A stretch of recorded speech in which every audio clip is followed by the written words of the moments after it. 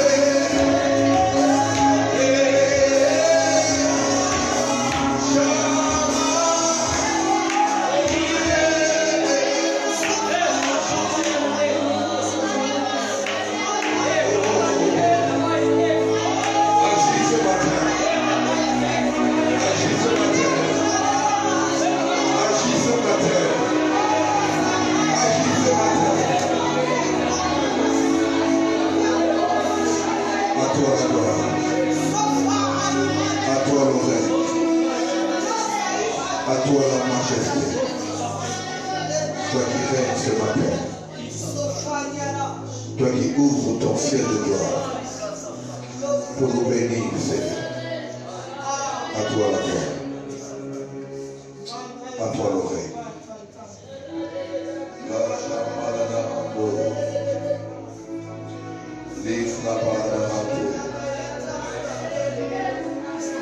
J'ai envie de te poser une question. Nous sommes à cause de guérison. Ça veut dire nous abordons des sujets de prière, sont des points de prière en lien avec la guérison, en lien avec la santé, en lien avec notre état physique. J'ai envie de poser une question, celle-ci. Si Dieu t'a donné lui-même, quelle est la chose qu'il ne peut pas te donner? Je répète, si Dieu t'a donné lui-même, quelle est la chose qu'il ne peut pas te donner? Si Dieu s'est donné lui-même en sacrifice, quelle est la chose qu'il ne peut pas te donner? Quelle est la chose qu'il ne peut pas te donner? Quelle est la chose qu'il ne peut pas te donner? Tu es là avec des attentes. Tu es là avec des attentes. Tu as besoin de voir Dieu sur dans un domaine bien précis. Dieu rémunère ceux qui ont la soif. Ceux qui n'ont pas la soif, c'est des personnes mortes. Si tu as la soif, il te suffit d'avoir la soif. Si Dieu t'a donné lui-même, qu'est-ce qu'il ne peut pas te donner? Quelle est la santé qu'il ne peut pas te donner? Quelle est la victoire qu'il ne peut pas te donner? Qu'est-ce qu'il ne peut pas te donner? Cette parole est comme une prophétie pour quelqu'un. Pour plusieurs personnes qui ont perdu la foi. Perdre la foi n'est pas le fait de revenir à l'église. Perdre la foi est perdre les habitudes dans le temps. Tu as perdu la motivation à prier. Tu as perdu la motivation à te sacrifier. Tu as perdu la motivation à payer le prix. Ce sont des signes que tu es mort. Ce sont des signes que tu es mort. Je répète, si Dieu t'a donné lui-même, qu'est-ce qu'il ne peut pas te donner? Je disais à Dieu, à l'entente de ce programme, dans mes temps de prière personnelle, Seigneur, je t'ai demandé plus, tu ne m'as pas exaucé. Mais je n'ai pas vu l'exaucement des sujets clés, des sujets que j'ai énoncés. Je ne vais pas faire comme plusieurs qui vont entrer dans le découragement. Je crois que si tu ne m'as pas répondu, c'est que ce n'était pas le temps. Je décide malgré moi, malgré le fait que je n'ai pas reçu ce que j'avais demandé. Je décide de continuer de chercher. Je décide de continuer de venir à 6 heures prier. Je continuerai à me lever très tôt le matin pour prier. Je continuerai à garder la motivation, la détermination que j'ai toujours eue. Je ne me découragerai en rien. Je décide de m'attacher à toi dans les bons comme dans les mauvais moments. Et il m'a répondu en me disant ceci. Si Dieu t'a donné lui-même, qu'est-ce qu'il ne peut pas te donner? Et il a ajouté un autre aspect dans mon esprit, c'est égoïste, méchant. Tu bénéficies de plein de choses et tu me gardes dedans à cause du fait que je n'ai pas un seul sujet. Je parle à l'église que je dirige. Je l'ai entendu clairement, égoïste. Que Dieu nous guérisse. Je disais que Dieu nous guérisse. Amen. Proverbe chapitre 17, le verset 22. C'est le verset que l'on va méditer jusqu'à la cause de délivrance. Tu pourras le lire et le relire. Proverbe 17, le verset 22. La Bible dit que Dieu soutient tout par sa parole. Je ne vais pas prier sans soutenir ce que je vais demander comme à Dieu sans sa parole. Voilà pourquoi nous voulons lire avant que de prier. Proverbe 17, le verset 22. Vous y êtes? La Bible déclare, un cœur joyeux est un bon remède, mais un esprit abattu dessèche les os. La version Martin dit ceci, le cœur joyeux vaut une médecine. Je reprends la version Martin, le cœur joyeux vaut une médecine. vaut une médecine. Vaut une médecine. Ça veut dire, la médecine, c'est un tout. Quand on parle de médecine, on parle d'un tout. On parle de celui qui est docteur. On parle de celui qui a plus ou moins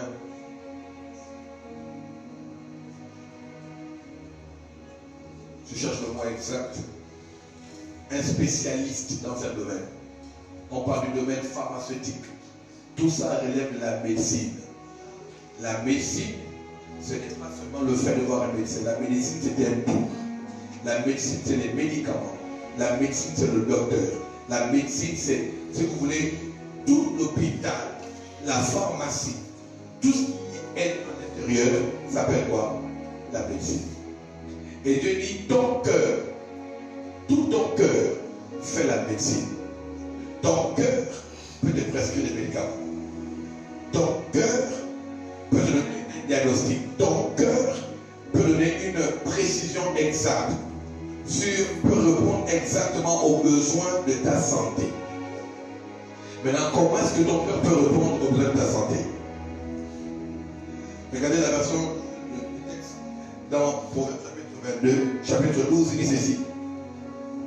L'inquiétude dans le cœur de l'homme là-bas, mais une bonne parole le réduit.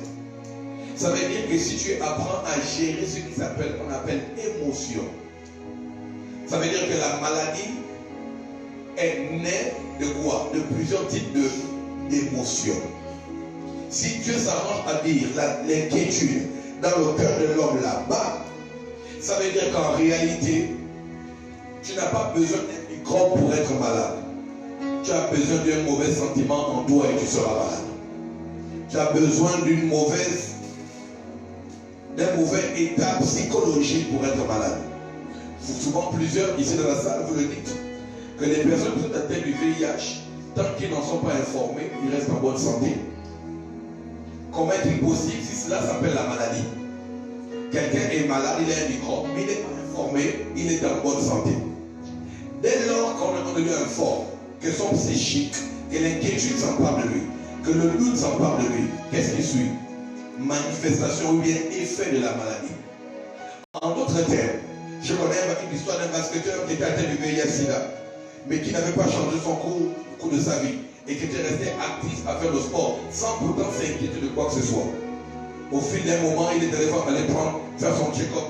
En faisant son check-up, il était totalement guéri sans consommer un comprimé. Et il dit dans son histoire que je n'ai rien fait si c'était garder mes émotions en bon état. Je n'ai rien fait si c'était garder mon attitude en bon état. Plusieurs personnes sont malades, manifestent des choses dans leur corps, non pas parce qu'il y a des microbes, mais parce qu'ils ne savent pas comment combattre le microbe. Vous savez, Dieu a ses propres méthodes et la terre aussi a ses méthodes. Pour la terre, gérer un microbe, c'est avec un médicament. Pour Dieu, un cœur en bonne santé, un cœur en bon état. Jean, 3 Jean, le texte que le pasteur Laura a déclaré, que tu prospères. Quand prospère, le texte termine comment? Et que tu sois en bonne santé. Ça veut dire qu'en réalité, la bonne santé provient de quoi? De l'âme. Et l'âme, c'est quoi? Le siège des émotions.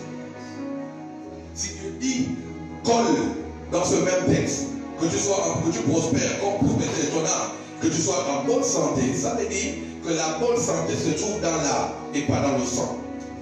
La bonne santé se trouve dans l'âme, dans le fait de pouvoir gérer ses émotions. L'inquiétude rend malade. Dis au voisin, l'inquiétude rend malade. Dis encore au voisin, l'inquiétude rend malade. Dis encore, l'inquiétude rend malade. Ceux qui font les AVC et qui ont la tension, c'est seulement une pression qu'ils mettent dans leur sang. Les inquiétudes. Je peux vous le dire aujourd'hui avec aisance. J'ai regardé dans ma maison un homme, mon père, qui était très très très malade. Il n'était pas malade parce qu'il avait un microbe dans le corps. Nous sommes allés partout, on a fait toutes les recherches possibles. Mais le fait qu'il était atteint ici, il se disait non, je ne peux plus vous aider. Comment vous allez faire demain? On pouvait tout lui dire. Il sais jamais. J'ai toujours pris soin de vous. Comment je vais faire aujourd'hui? J'ai pris la retraite. Cette inquiétude-là a rongé son âme. Ça veut dire que si tu entretiens ce que tu entretiens, tu te laisseras mourir. Je vais prendre un autre texte, après qu'on va prier. 2 Corinthiens chapitre 7, le verset 10. En effet, la tristesse selon Dieu produit une repentance à salut, dont on ne se répand jamais, tandis que la tristesse du monde. Lisez le texte. 2 Corinthiens chapitre 7, le verset 10. 2 Corinthiens chapitre 7, le verset 10. Vous y êtes? En effet, la tristesse selon Dieu produit quoi? Une repentance à salut, dont on ne se répand jamais. Tandis que la tristesse du monde fait quoi? Produit quoi? Je croyais que la tristesse me rendait juste triste, sans avoir des effets sur ma santé. Mais la tristesse produit quoi? La mort. Avant que de gérer, de prier pendant tout ce mois pour tout ce qui dérange notre corps, la tension, principalement les maladies bien citées, Dieu est d'accord que nous commençons à régler les maladies que nous ne voyons pas. Dieu est d'accord que l'on commence à réparer la plateforme. Garde ton cœur. En d'autres termes, cette déclaration de garde ton cœur, puisque toute autre chose n'a rien à voir d'abord avec le fait de pouvoir entretenir des choses, de la rancune dans le cœur, mais c'est d'abord pour ta santé. C'est d'abord pour ta santé. Vous savez, il est prouvé, les Américains ont développé des choses. On peut savoir avec quoi tu vas mourir. Si seulement on regarde le type d'émotion que tu entretiens. Les personnes qui sont toujours fâchées, toujours en colère, vous mettez une pression dans votre sang. Toujours inquiet, vous mettez une pression dans votre sang. Dans la rancune, toujours en train de réunir les choses dans le cœur, vous mettez une pression dans votre sang. Tout type d'émotion que vous entretenez négativement à l'intérieur de vous est comme un microbe qui va vous détruire. C'est le moment ou jamais de commencer à pardonner quand quelqu'un t'a fait du tort. Il y en a qui disent, je pardonne mais je n'oublie pas. Mais quand tu n'oublies pas, ce que tu n'oublies pas là, ça reste où? Je vais répéter ça. Quand tu n'oublies pas ce que tu n'oublies pas, ça reste où? Comment on arrive à ne pas oublier une chose sans pourtant penser à la chose? Comment on arrive à ne pas oublier une chose sans pourtant la repasser dans son esprit?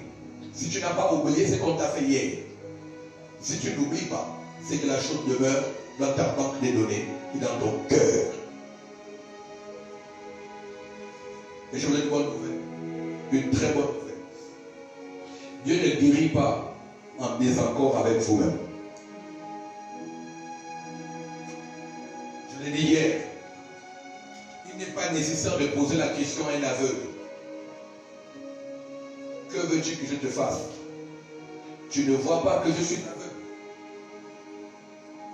Dieu ne vous guérit pas. Dieu ne répond pas à vos prières sans votre accord avec vous-même. Je peux le dire bien encore. Si vous voulez que Dieu fasse sa part, faites votre part. Votre part, notre Père, pardonne-nous. Comme ça veut dire, si ta part de pardon n'est pas faite, je ne te pardonne pas. Il y a plusieurs personnes, vous gardez les mêmes problèmes parce que vous n'arrivez pas à pardonner et Dieu vous tient rigueur. Il faut que l'on se mette d'accord avec ce point. Pardonne-nous nos offenses. Ce n'est pas tout. Il demande ta part du pardon. Comme nous pardonnons aussi à ceux qui nous ont fait quoi? Ça veut dire qu'il veut être en accord avec le fait que toi tu aies pardonné l'autre pour qu'on te pardonne. Ça veut dire, si tu veux quelque chose de moi, je veux que tu fasses quelque chose pour l'autre. Si tu veux que je te pardonne, si tu veux que je te guérisse, arrange-toi d'abord à entretenir les émotions qui sont en toi. Parce que les émotions sont une maladie. Elle n'est donc pas physique, mais c'est une maladie. Il y a des gens à l'école, le pasteur Zach disait ceci. Il nous disait, comment détecter une personne malade émotionnellement? Il y a des personnes à la salle qui ont l'habitude de le faire. Mais ils ne s'en rendent pas compte, ils ne savent pas que parler avec moi. Quand ils parlent comme ça avec moi, je détecte qu'ils sont malades. Quand tu commences une phrase par non, quelqu'un fait dans un débat, la personne fait une proposition. Oui, bon, moi je pense qu'on peut faire ceci, on peut faire cela. Tu commences par non, mais moi je pense que. Pourquoi non si tu penses que? Non, pourquoi? Pourquoi le non est là? C'est un complexe de supériorité. Tu as envie d'avoir l'ascendant sur l'autre. Et ça montre que ton cœur est touché. Ça montre que tu as une carence. Ça démontre que tu as une blessure émotionnelle. Tu souffres d'un complexe de supériorité. Et les complexes sont des blessures. Les complexes sont des blessures émotionnelles. Sont un état émotionnel mal géré. C'est peut-être dû au fait qu'on t'a rabaissé en famille. C'est peut-être dû au fait qu'on t'a rabaissé au travail. Ou qu'on te rabaisse partout dans la vie. Le voisinage te parle mal. Tout le monde te rabaisse. Ou bien le fait que tu aies conscience que tu n'as pas un niveau d'études assez élevé. Et donc tu veux te faire entendre à chaque fois que tu commences quelque chose. Commence par non. Donc tu fais une proposition. Tu vas amender la proposition de l'autre. Mais tu dis d'abord non. Non, mais je suis d'accord. Pourquoi non si tu es d'accord? C'est le signe d'une maladie. C'est le signe d'une carence. La tristesse selon Dieu. Selon Dieu, ça produit la repentance. Ça veut dire que Dieu te dit, oui, je veux que tu sois triste. Mais quand tu es triste, sois pour ton propre état. Parce que si on parle de repentance, c'est qu'on parle de ton péché encore. Si on parle de repentance, ça parle du fait de reconnaître ton état. Ça parle du fait de reconnaître que je ne suis pas en bonne santé. Je ne suis pas bien émotionnellement. Dieu est d'accord que tu sois triste pour toi-même. Et non triste à cause du fait qu'on t'a offensé. Ce que je vous dis, c'est tellement essentiel, tellement important avant d'entamer quoi que ce soit. Réparons nos émotions. Réparons notre état émotionnel. Durant toute l'année, ici à l'église, par exemple, il y a eu beaucoup de frottements. Ça m'amuse parfois quand je regarde les gens se frotter et les gens se modifier. Vous ne pouvez pas ne pas vous changer si vous n'êtes pas en face d'une personne contraire à vous. S'il n'y a pas quelqu'un qui dérange votre confort, c'est seulement là que vous voyez si vous êtes changé. Vous pouvez supporter ou pas. Si tu commences quelque chose, automatiquement je te plains. Toi, je te dis, ça veut dire que tu ne supportes pas. Je vous pose la question. Jésus a supporté à ses côtés durant toute l'année. Plusieurs choses se sont passées en famille. Les gens t'ont blessé. Voici un moment pour toi de réparer ces émotions. Voici un moment pour toi de réparer cette maladie. C'est une maladie. Frères et sœurs, je me pose la question, si tu devais faire un bilan de ton cœur, est-ce que tu penses que ton cœur est en bonne santé? Avant de regarder ton corps physique, avant de regarder la tension, avant de regarder assez de qui veut regarder, est-ce que ton cœur est en santé? Est-ce que ce que tu vis, que tu traverses n'est pas en train de te changer? Le manque te change. Le besoin de faire un enfant te change. Le besoin d'avoir un mariage te change. Le besoin de travailler te change. Le besoin, plein de besoins des choses autour de toi te change. T'abatte et te rend triste. Et cette tristesse te ronge. C'est une maladie.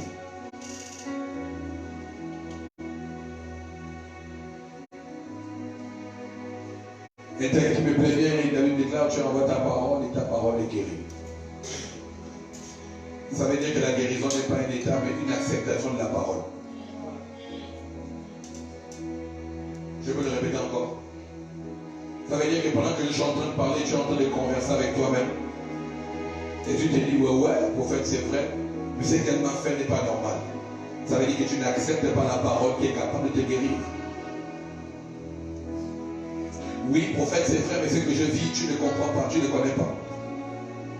Je n'ai pas besoin de connaître ce que tu travailles ou ce que tu vis. Tu as juste besoin, amen, à cette part. Tu as juste besoin d'accepter la parole et de la méditer. Tu entends ta parole et ta parole est guérie. Et la parole de ce matin, il t'envoie. Un cœur joyeux. Un cœur joyeux. Ça veut dire que la joie n'est pas due à ce que l'on voit. C'est une décision. La joie n'est pas une émotion. Vous savez, quand on peut encore se mettre en joie à cause d'un événement, c'est qu'on n'a pas encore maturé. Je me suis rendu bien compte que c'est la réalité. Parce que je disais ça quoi, je ne crois pas aux gens qui disent que je suis tombé amoureux. Je ne crois pas ça. Si l'amour s'allume, c'est que l'amour s'éteint. Si l'amour se réveille, c'est que l'amour s'éteint. Je suis d'accord de croire qu'on commence à être amoureux de la personne que l'on aime quand on réussit à faire fi de ses défauts. Quand malgré le fait que la personne ne soit pas comme tu veux, mais tu l'aimes. Malgré que la personne te parle mal, mais tu l'aimes. Comment tu peux tomber amoureux de quelqu'un que tu ne connais pas? Tu l'as aperçu à la route vers l'église. J'ai eu un coup de foudre, je suis amoureux. Tu n'es pas amoureux. Parce que l'amour naît du fait que l'on dépasse les différences de l'autre. Ça veut dire que l'amour est une décision alors. On décide d'aimer quelqu'un malgré.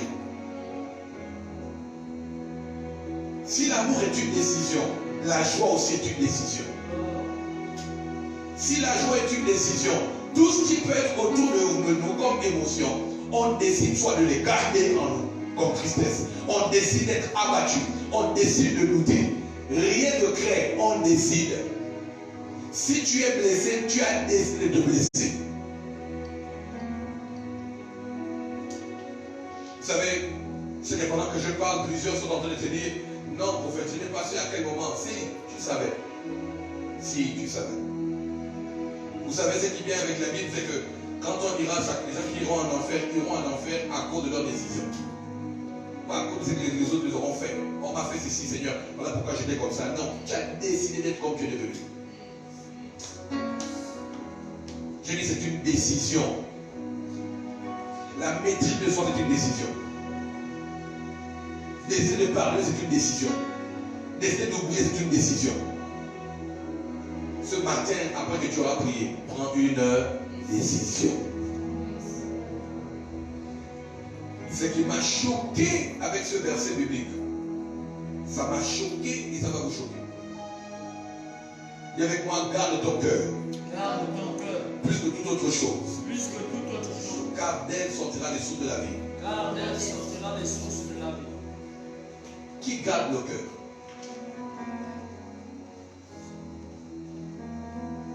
Qui est donc le gardien du cœur? Est-ce que c'est Dieu qui garde ton cœur? Qui garde ton cœur? Donc si tu es ce qu'on appelle un gardien, vous savez non? C'est bien qui ne laisse pas rentrer, qui veille à ceux qui rentrent et à ceux qui sortent. Si c'est toi le gardien, comment c'est rentrer en toi toutes ces frustrations? Je peux le répéter encore. Si tu es le gardien de ton état, qui a ouvert la porte à toutes ces frustrations, je comprends maintenant ce texte qui dit, ce n'est pas tout ce qui sort, tout ce qui rentre, qui s'ouvre, c'est ce qui sort. Parce que et l'entrée et la sortie, c'est toi qui décides. Pour peu que l'on t'ait manqué de respect, pour peu que l'on t'ait frustré, pour peu que quelqu'un te fasse ceci, tu changes d'attitude. Je vais te répondre quelque chose. un mauvais gardien. Tu ne peux pas te faire confiance avec le cœur qu'il t'a donné. Nous sommes des mauvais gardiens. Et autre chose, ce qui me choque avec le texte, c'est que Dieu s'arrange à mettre entre nos mains, si nous sommes gardiens, Dieu s'arrange à mettre entre nos mains ce qui fait tout dans notre vie. Les sources de la vie. Je me pose la question, si Dieu m'a donné la source de la vie entre mes mains, qu'est-ce qu'il reste? Qu'est-ce qui reste à ce Dieu-là, qui est un Dieu qui donne la vie? Ah, je vais te choquer ce matin, tu ne seras pas d'accord avec moi, mais je sais que c'est la vérité. Dieu n'a aucune vie à te donner parce qu'il t'a donné la gestion de ta propre vie. Si tu demandes à Dieu la vie, il va te dire, regarde ton cœur. Si tu as Dieu, guéris-moi, il va te dire, regarde ton cœur. Garde. Il n'a pas dit, je garde ton cœur. Il a dit, garde, c'est ta responsabilité. Ce qui entre, c'est toi. Ce qui sort, c'est toi. Si jusqu'à présent, tu n'arrives pas à jouir des sources de la vie, assurément parce que tu as fait rentrer ou bien laisser sortir ce qui bouge ou ce qui ferme la source. Je suis allé avec mon épouse, on s'est arrêté à la montagne Tchad que tout le monde connaît. Je suis passé là en 98, 97, 98, 99. Je suis passé là en 2001, je suis passé là en 2003, je suis passé là en 2007, je suis passé là en 2008, je suis passé là en 2012. Je suis passé là tout récemment en 2023. Ce qui me choque, c'est que la source est toujours au même endroit. Et les gens continuent de s'arrêter et de s'abreuver.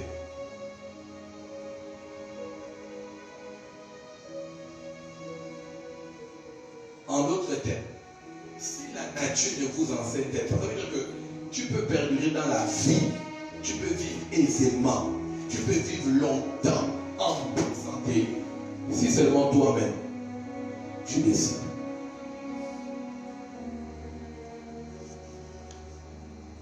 La guérison n'est pas d'abord un miracle, c'est d'abord une décision d'être guéri.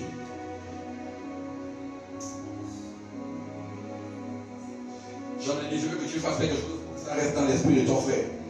Donne la main à ton voisin. Non, regarde-le de face. Bonjour, comme le bonjour. Bonjour le gardien de ton cœur. Dis encore bonjour le gardien de ton cœur.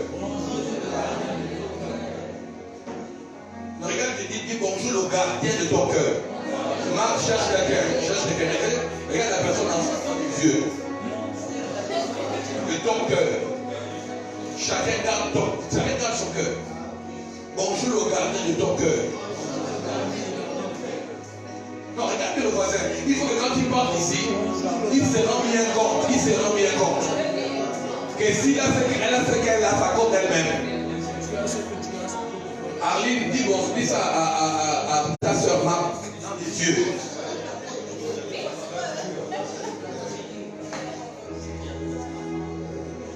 Dis, c'est toi qui gère ce qui rentre et ce qui sort.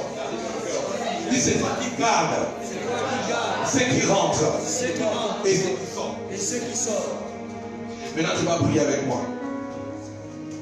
La première chose que tu vas faire, c'est te repentir. Du fait d'avoir laissé rentrer toi-même les blessures, les frustrations et tout ce qui va avec. Pendant 2 minutes, prie. C'est-à-dire, je suis un mauvais gardien et tu ne peux me faire confiance. J'ai laissé rentrer en moi ce que les autres à l'extérieur de moi ont fait. J'ai accepté d'ouvrir la porte des blessures émotionnelles.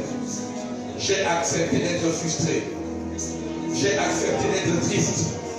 J'ai accepté de douter. J'ai accepté d'abandonner. J'ai accepté de manquer de pardonner. Ce matin, tu me parles. Tu dis de moi que je suis le gardien. Seigneur, combien de fois j'ai mal gardé? J'ai mal gardé, Seigneur. Ce matin, pardonne-moi. Ce matin, pardonne-moi. Ce matin, pardonne-moi. Je me suis modifié au cours de l'année parce que telle ou telle chose m'a frustré. Telle ou telle chose m'a offusqué. La vie n'a pas été rose avec moi. Les choses autour de moi ont prêché le contraire. J'ai été jaloux de la gloire de l'autre. J'ai envié. J'ai été en colère. Seigneur, j'ai mal géré ce que tu m'as donné. La source, je l'ai entre les mains. J'ai laissé entrer dans ma source ce qu'il ne fallait pas laisser rentrer. J'ai laissé entrer dans ma source ce qu'il ne fallait pas accepter. Et je laissé entrer et sortir. Ah Seigneur, parce qu'il était possible que ce qui est entré en moi pouvait sortir différemment. Mais j'ai accepté de faire sortir les choses comme je les ai reçues. J'ai été blessé, j'ai commencé à blesser. J'ai été humilié, j'ai commencé à humilier les autres. J'ai été notre Dieu offusqué, j'ai commencé à offusquer les autres. J'ai été abandonné, j'ai commencé à abandonner les autres. J'ai été notre Dieu délaissé, j'ai commencé à délaisser les autres. Seigneur, les autres ne m'ont pas rendu ce que j'ai sémé. Et cela a commencé à me changer. J'ai accepté de me modifier par moi-même, Seigneur. Et je suis tombé malade. Je suis malade, Seigneur. Je suis malade, Seigneur. Oh, Seigneur, mon cœur a produit une carie dans mes os. Mon cœur a produit une carie dans ma santé, dans mon sang, Seigneur. Les choses autour de moi ne sont pas notre Dieu, comme je veux. Mais ces choses m'ont modifié. Ah, Seigneur, comme ces choses les voulaient. Je me suis modifié au cours de l'année. Je me suis modifié au cours de ma vie. Seigneur, à cause des choses que j'ai entendues. J'ai entendu les critiques et j'ai commencé à critiquer. J'ai entendu qu'on ne me respectait pas, j'ai commencé à manquer de respect. Je me suis modifié parce que j'ai entendu. Seigneur, j'ai un cœur. Mon cœur, oh Dieu, a subi plusieurs attaques. Mon cœur a subi plusieurs effets. Oh Dieu, mon cœur s'est modifié. Mais tu m'as demandé de garder. Et j'ai été un mauvais gardien. Tu m'as demandé de veiller. Mais j'ai mal veillé. Tu m'as demandé de protéger.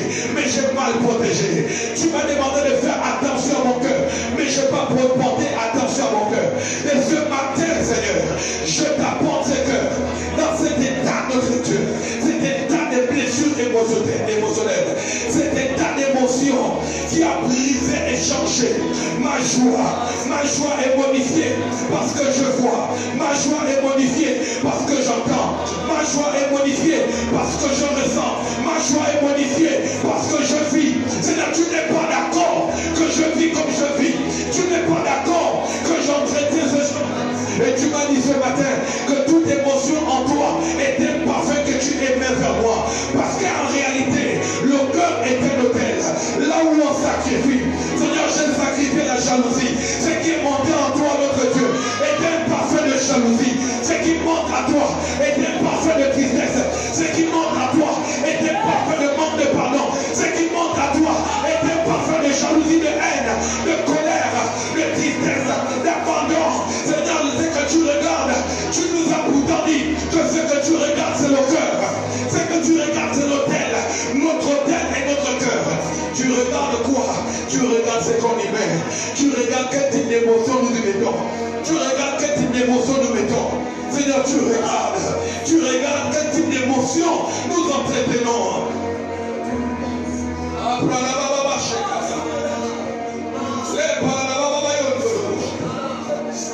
Tu cherches l'autel. L'autel, c'est ton cœur. Tu cherches le sacrifice. C'est le type d'émotion que tu aimais. Voilà pourquoi la Bible déclare: je souhaite que tu prospères à tous égards, comme prospère l'état de ton âme. En d'autres termes, quelles émotions sont une offrande que tu poses sur l'autel?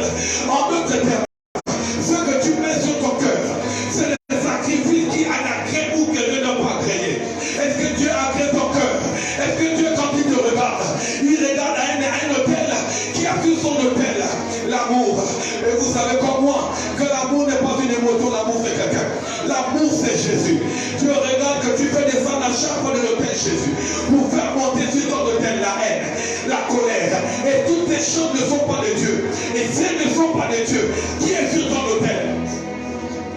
Si elles ne sont pas de Dieu, qui est sur ton hôtel? Si sont pas de Dieu. Et il y en a qui aiment ça, qui sont fiers d'être des jalouses, qui sont fiers d'être colériques, qui sont fiers d'être des personnes méchantes, qui sont fiers de leur état. Mais c'est un malheur. Ces choses sont là pour ta ruine. Ces choses sont là pour ta perte. Ces choses sont là pour ta mort. Tôt ou tard, ce que tu entretiens qui n'est pas de Dieu, te tuera. On peut mourir par la fornication. On peut mourir par le vol. C'est le plan spirituel. Mais en entretenant un mauvais parfum dans nos cœurs, nous mourrons. Nous mourrons. Seigneur, regarde l'état de mon cœur. Regarde l'état du cœur de ma soeur. Regarde l'état du cœur de mon frère. Regarde l'état de nos cœurs.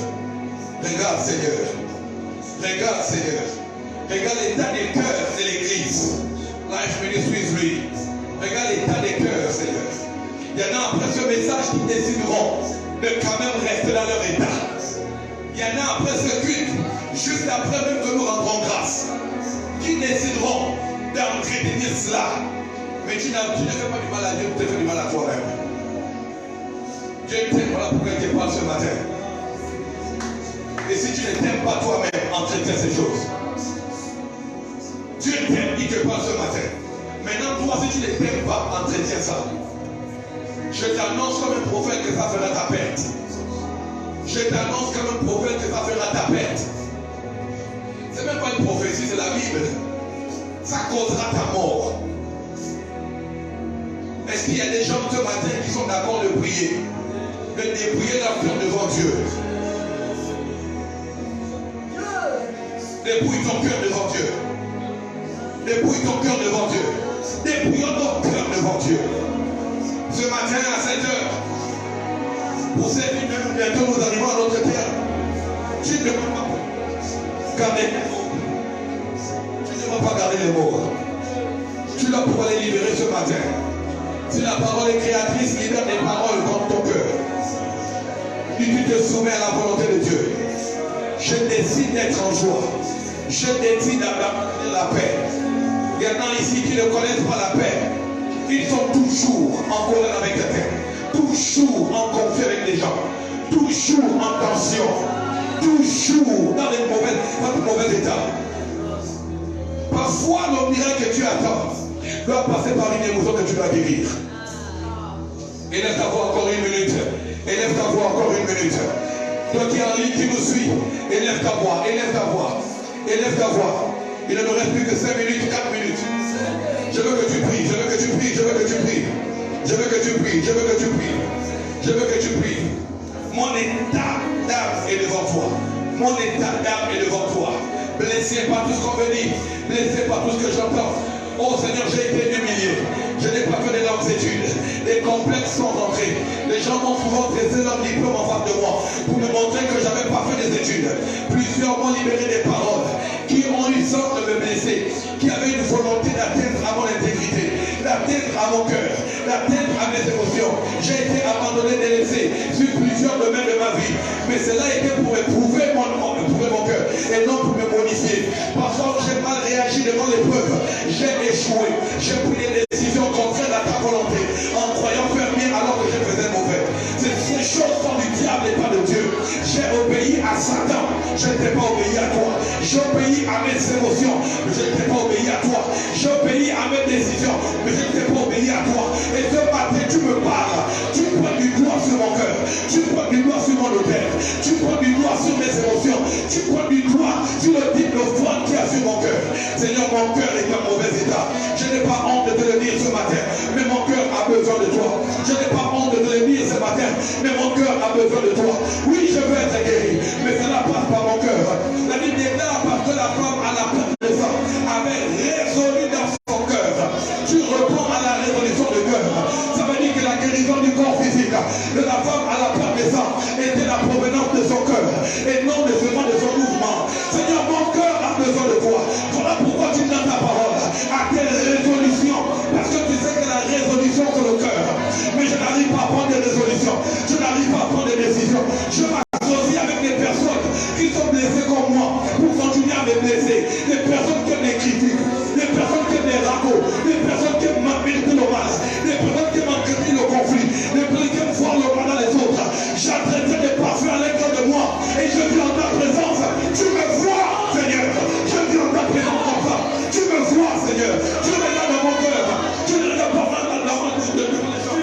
regardes pas ma présence, mais tu regardes à mon cœur.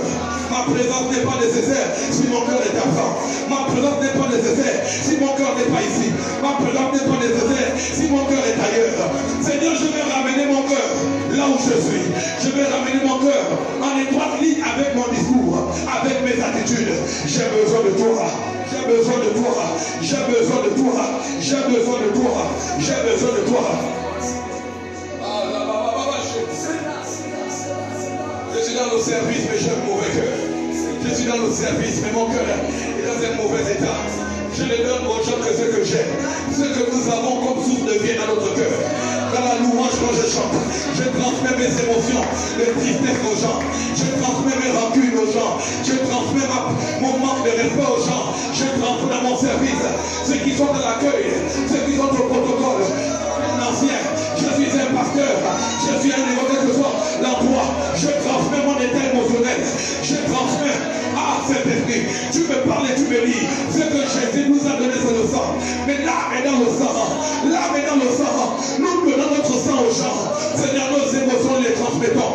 Nos frustrations, nous les transmettons. Quand nous ne sommes pas bien, nous voulons le prouver à tout le monde que nous ne sommes pas bien. Seigneur, alors que toi, tu vois au cœur, tu vois dans ce qui est invisible. Mais nous voulons rendre visible auprès des hommes, afin que les hommes nous apprennent notre Dieu de la tristesse. Je t'en supplie, Seigneur. Regarde l'état de nos cœurs de l'église. Regarde l'état de notre cœur.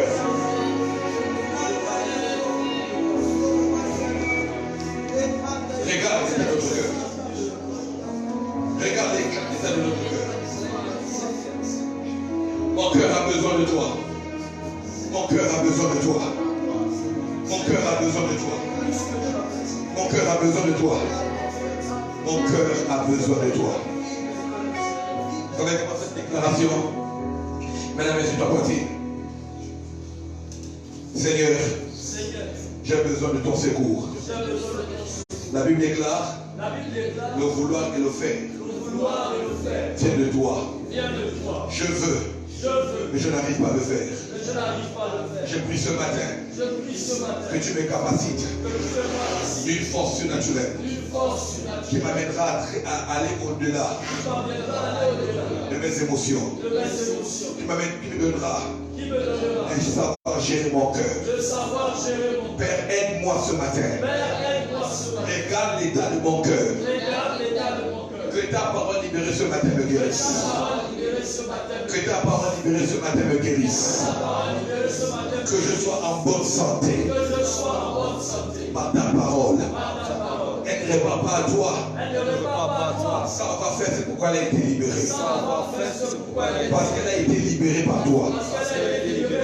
Elle me libère de moi-même. Au nom de Jésus. Au nom de Jésus. Au nom de Jésus. Au nom de Jésus. À toi la gloire, Seigneur. À toi l'oreille, Seigneur. Parce que je sais que durant toute cette journée, ce message passera dans mon cœur et me guérira de toute émotion, de toute blessure qui n'est pas de toi. Au nom du Père et du Fils et du Saint-Esprit. Amen. Laissons pas acclamer très fort pour Dieu.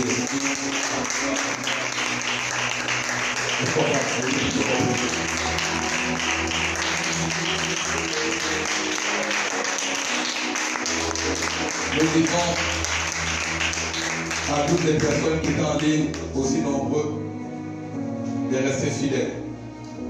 Ce qui démontre Dieu, c'est la fidélité. Le soleil est toujours au même endroit. Il se lève où? À l'est et se couche.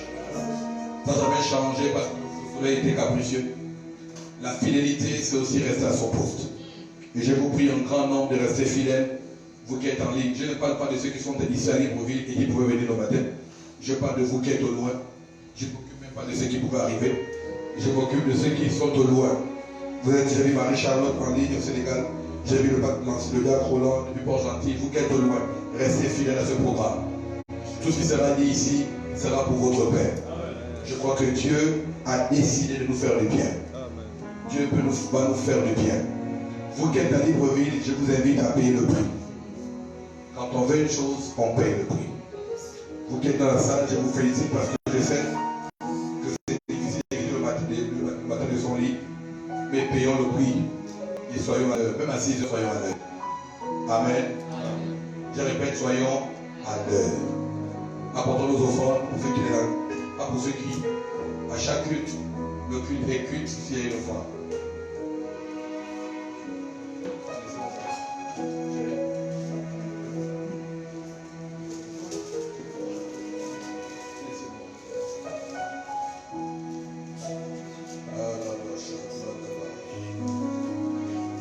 Tu es en ligne et tu vas faire une offrande ce matin pour ce qui a été dit.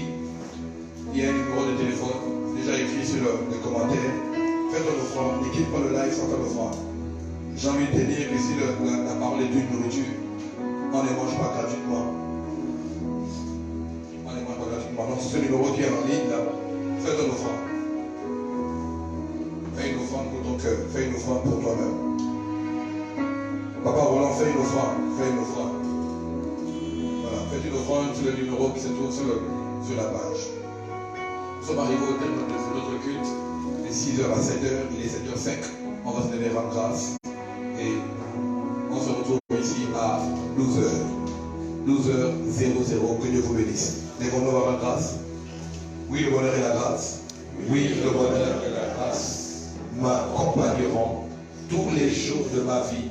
Et j'habiterai dans la maison de l'Éternel jusqu'à la fin de mes jours en cette année de gloire. À ton frère, oui, le bonheur et la grâce t'accompagneront tous les jours de ta vie et tu habiteras dans la maison de l'Éternel jusqu'à la fin de tes jours en cette année de gloire. Je prie pour vous, je dis que cette journée est une journée bénite. Amen. Où chaque heure tu rencontres Dieu. Amen. Où Dieu vous visite et vous accorde un témoignage. Amen. Que cette journée, tous les plans et les peurs d'abord annulés. Vous avez la victoire dans ce que vous entreprenez. Amen. Vous viendrez ici le soir avec la tête haute parce que vous avez la victoire. J'ai dit l'argent vous rencontre dans les couloirs. J'ai dit il n'y a aucun endroit que l'argent passera et tu ne seras pas là. J'ai dit ce que tu cherches, tu l'obtiens. Ce que tu penses, tu l'obtiens. Elle déclare, elle pense à un champ et elle acquiert. Si tu penses à un montant, tu vas le recevoir. Amen. Si tu penses à une connexion, tu vas la recevoir. Amen. Si tu penses à une connexion, à une promotion, tu vas la recevoir. Amen. Ce que je décrète, ce que je déclare, ce qui t'arrive. Et ce matin, le soir, tu vas témoigner de sa grâce. Que Dieu vous bénisse. Bonne journée à tous. Amen.